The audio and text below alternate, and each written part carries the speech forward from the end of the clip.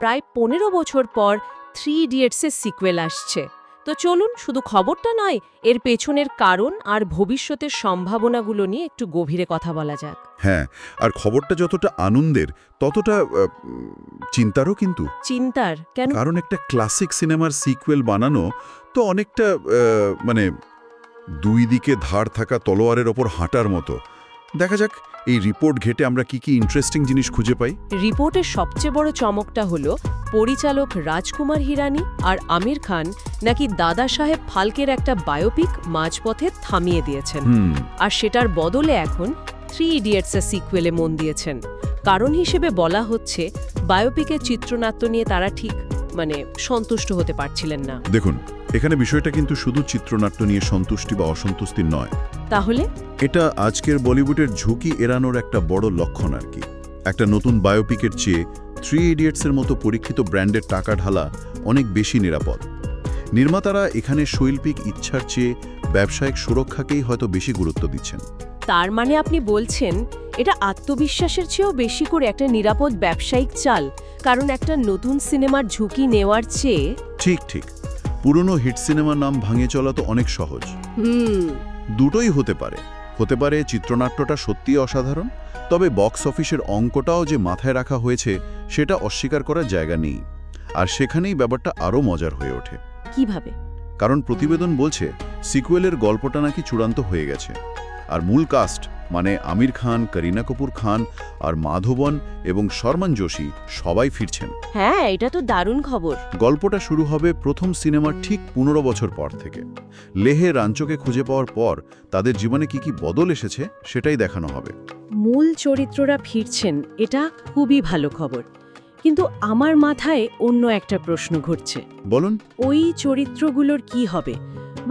র্যাঞ্চোর গল্পের পাশাপাশি ভাইরাস বা সাইলেন্সার, চতুরের মতো চরিত্র ছাড়া কি 3 ইডিয়টসের দুনিয়াটা সম্পূর্ণ হবে? ঠিক। এদের ছাড়া কমেডি বা গল্পের যে সংঘাত, সেটা কিভাবে তৈরি হবে? প্রতিবেদন এ নিয়ে কিন্তু একদম চুপ। একদম ঠিক পয়েন্ট।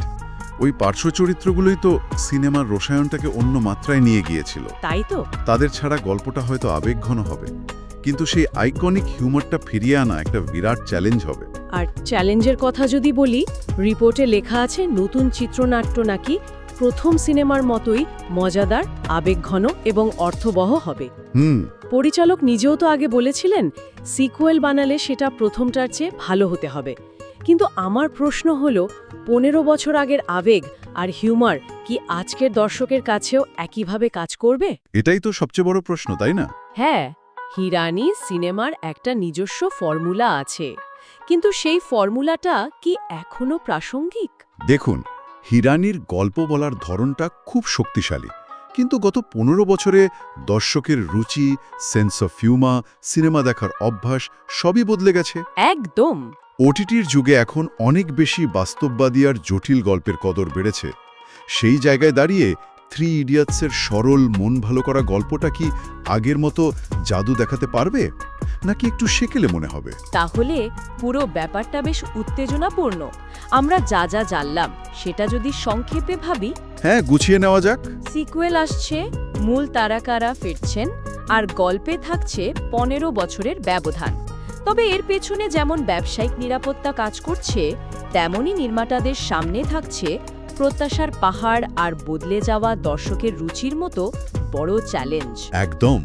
আর সবশেষে একটা ভাবনা উস্কে দেওয়া যাক। বলুন। প্রথম 3 ইডিয়টস ছিল শিক্ষা ব্যবস্থার বিরুদ্ধে একটা জোরালো আওয়াজ, যেখানে বলা হয়েছিল সাফল্যের পেছনে না ছুটে শ্রেষ্ঠত্বের পেছনে ছোট। এখন 15 বছর পর, যখন স্টার্টআপ কালচার, সোশ্যাল মিডিয়ার চাপ আর এআই আমাদের জীবন বদলে দিচ্ছে, তখন র্যাঞ্চো, ফারহান আর রাজুর গল্প কোনো নতুন সামাজিক বার্তার দিকে ইঙ্গিত করতে পারে। Interesting point. হয়তো এবারের লড়াইটা সিস্টেমের সাথে নয়, বরং সময়ের সাথে। এটা নিয়ে ভাবার অনেক কিছু রইল।